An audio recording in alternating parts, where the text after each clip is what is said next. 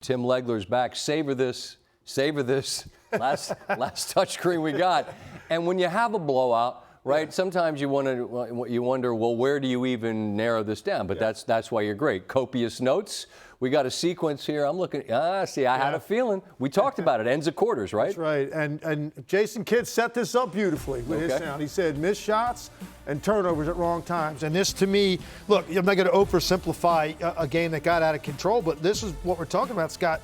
Take a look how important this stuff is. I mean, it's a three-point game with 1:19 to end the quarter, and you have the basketball.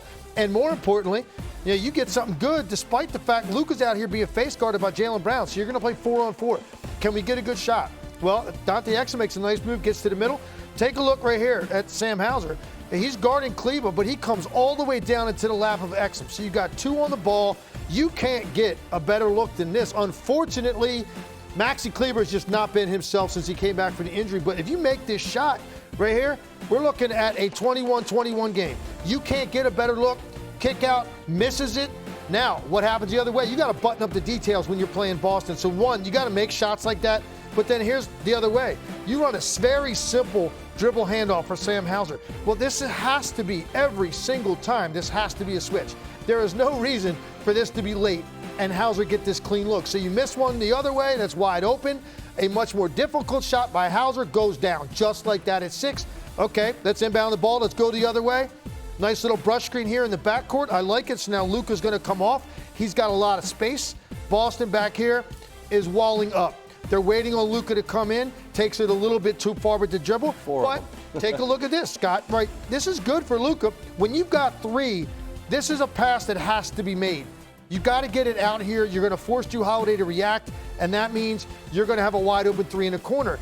Doesn't happen. There's a deflection, goes the other way. Button up the details. Now watch this. This is just inexcusable. It's not championship caliber. Jaylen Brown is sprinting. Luka is closest to him. This has to be a dead sprint for Luka.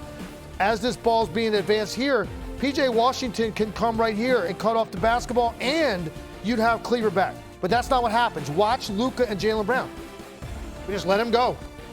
Throw it ahead. So instead of what should have been an open 3 on the other end, turns into a breakaway the other way. I wrote down 21-21 on the screen. That's what it should have been. Instead, you're down 10 a minute 19 later. Was at the end of the game? No. Dallas hung around for the first few minutes of the second quarter, but the way the half ended was another barrage, and now you got ball game at halftime. But I thought that was a critical stretch. After they survived an early 13-4 to start the game, they get it back manageable. We have down 3 with the ball and a clean shot. Instead, you're down 10 in a minute. And I can't remember if it was game 2 or I think it was game 2.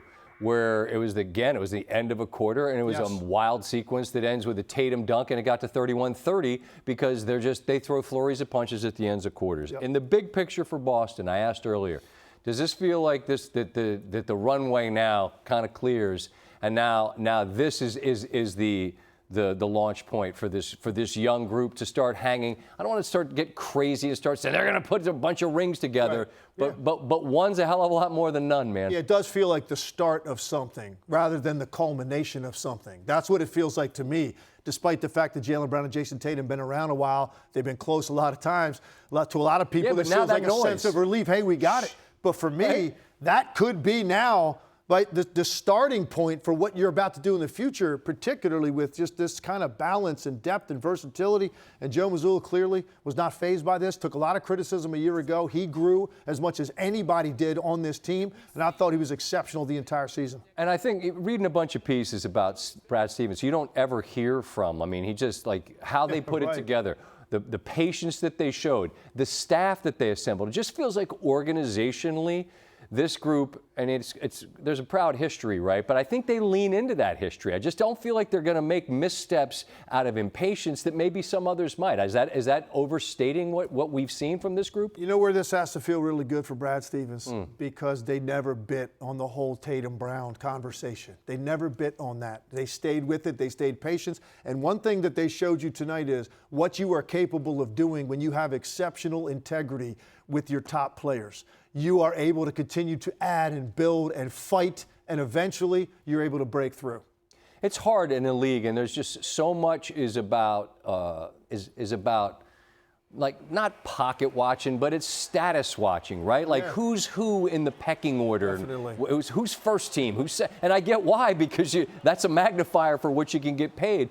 But it feels like a group that you bring in a Drew who's like, I don't care, I'll do whatever you want me to do. Like that's hard to get in this league, and it seems like you get organizational buy-in and institutional buy-in, and I mean, there's a reason, I guess, they win 80 games. There's a lot that's baked into what they are. Yeah, they were just, listen, and one thing I loved about watching them too, Scott, was, it wasn't just one particular style with them. Like, we know about the three-point shooting. They were prolific this year, and that's kind of how they ended you, and that had a lot to do with tonight even. Right. But then there were other times when they were just so good for 5 or 6 minute stretches with their defense. They were a team that had to trap the ball less than any team in the league by far because of their defensive versatility that they had and the strength and size of their guards and wings. So they could beat you in a multitude of ways. And you saw really all of that on display in this series. All right. This may be uncomfortable for you because I'm getting ready to talk about you with you sitting right here. This wraps up the end of it. There's nobody who I enjoy sitting with more, watching the games, doing this with. And I love the fact that whether it's podcasts or going to do games, I feel like NBA Twitter and NBA fans get that this dude is the best there is. And I hope that the bosses, I don't want to lose you.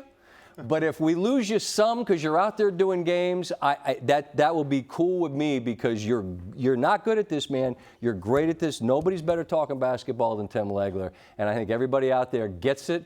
And we're just lucky that we get to sit here with you and do it. And I think I hear Sea Owl calling. Yeah, that's right. Is that Sea Owl, Steve? My people will be looking for it. It's Sea Owl on line one, Tim Legler. Yo, man, appreciate everything you said. You know how much I love being out here with you. No doubt. Fantastic, fantastic. Great work from Tim Legler. One last touchscreen and one last visit.